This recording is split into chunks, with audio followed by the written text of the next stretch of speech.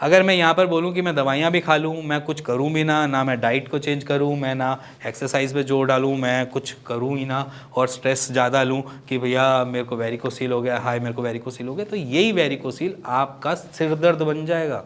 नमस्कार, मेरा नाम हिमांशु धवन और आज आपके सामने जो मैं रखने जा रहा हूँ वो कुछ फैक्ट्स हैं। आप खुद उसको देख सकते हो और इवन इस वीडियो को होल्ड करो, पॉज करो और इसमें डिफरेंस देखो। डिफरेंस आराम से आप दोनों रिपोर्ट में देख सकते हो, दोनों ही आपके सामने स्क्रीन पे है, बिफोर और आफ्टर। जो पहले रिपोर्ट है उसमें बायलेटरल वेरिकोसील मेंशन किया हुआ है, लेफ्ट साइड ज़्यादा राइट साइड कम। उसमें आप देख रहे होगे कि असेंडिंग डिसेंडिंग का वो जो साइन दे रखा है उसमें मेंशन किया हुआ है। आप थोड़ा सा उसको देखो, पढ़ो और दूसरी रिपोर्ट में देखो जहाँ पर कुछ टाइम के बाद जो उनकी रिपोर्ट आई है उसमें फ़र्क कितना है। पेशेंट कहता है कि वेरिकोसील बिना सर्जरी के ठीक नहीं हो सकता, और ठीक होता है तो कैसे होता है? तो जब वो ठीक होता है तो ग्रेजुअली होता है, एकदम से नहीं होता कि एकदम से आपने आज रिपोर्ट करवाई है तो वो सीधा का सीधा नेक्स्ट मंथ में 2 मंथ्स में वो एकदम से ही ख़त्म हो जाएगा, एविडेंस नहीं आएगा। ऐसा होता है, पॉसिबिलिटीज़ होती हैं जहाँ पर 2-3 मंथ्स में एकदम से ही हमें ऐसा सच रिजल्ट मिल जाता है कि जहाँ पर 45 दिन में ही माइल्ड ग्रेड का या फर्स्ट ग्रेड का वेरिकोसील कम हो गया। बट बेसिकली अगर हम वैसे भी देखें तो इम्प्रूवमेंट दिखेगी कैसे? इम्प्रूवमेंट ऐसे ही दिखेगी जैसे मान लीजिए कि आपका पहले बायलेटरल वेरिकोसील था तो सबसे पहले क्योर जो होगी वो राइट साइड की वेरिकोसील पहले क्योर होगा, फिर उसके बाद लेफ्ट साइड आएगा। लेफ्ट साइड आने के लिए उसके ऊपर बहुत सारा लोड होता है जिसकी वजह से वो थोड़ी सी लेट रिकवर होती है। कि वो कैसे समझो। एक सबसे पहली चीज़ समझो, आपके पास 2 टेस्टिकल्स हैं और 2 टेस्टिकल्स एक थैली में लटके हुए हैं और लेफ्ट वाला ज़्यादा लटका हुआ है और राइट वाला कम लटका हुआ है। ठीक है, समझ में आ गया? अब राइट वाला जो है हमेशा थोड़ा सा अपर डायरेक्शन में होगा, लेफ्ट वाला थोड़ा डाउनवर्ड डायरेक्शन में होगा।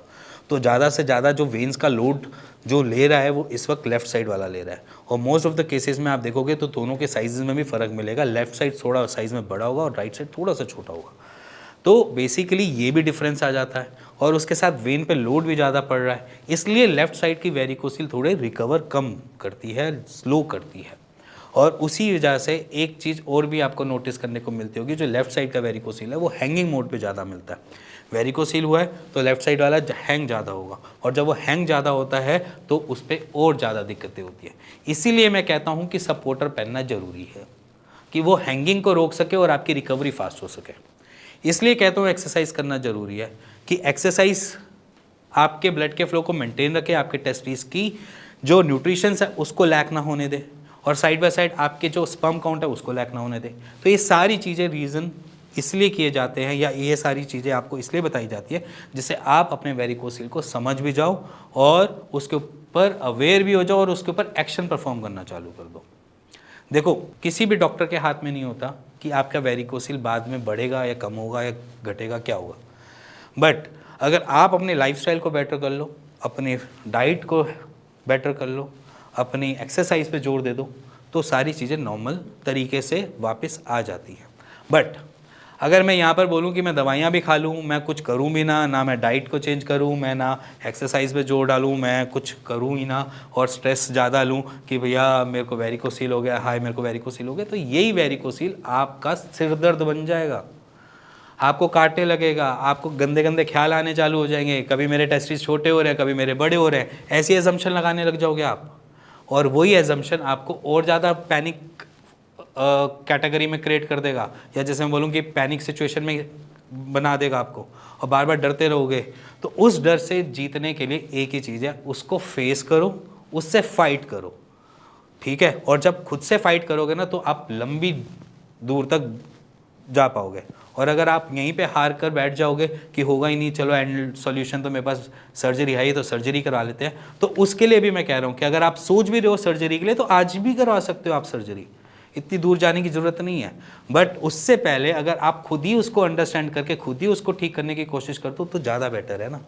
हम सर्जरी भी क्यों जाए, हम ट्रीटमेंट भी क्यों लें, सबसे पहली चीज़ हम दवाइयाँ भी क्यों खाएं, हमें नहीं चाहिए। अगर हम उसको अपनी लाइफस्टाइल से बेटर कर सकते हैं, थोड़ा सा मैनेज कर सकते हैं, तो पहले वो मैनेज करें, फिर उसके बाद अगर हमें कुछ भी चॉइस मिलती है, होम्योपैथ, आयुर्वेद, सर्जरी, किसी भी जाना तब जाएं।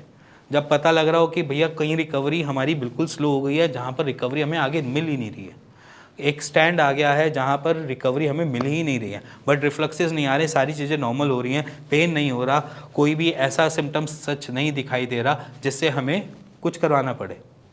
इवन जब आपको वेरिकोसिल हुआ है तो आप क्वार्टरली अपने सीमन एनालिसिस के टेस्ट करा सकते हो, ये भी चेक कर सकते हो कि सीमन एनालिसिस कम हो रहा है या नहीं हो रहा, बेटर चल रहा है, क्या चल रहा है, ये खुद इवैल्यूएशन करना स्टार्ट करो। अगर वो सारी चीज़ें आप परफॉर्म करते रहते हो ना तो वेरिकोसिल आपको कुछ नहीं कहेगा, और वेरिकोसिल से आप फाइट भी कर लोगे और उससे जीतने की पूरी पूरी तैयारी में आप अपने लक्ष्य को जीत भी लोगे।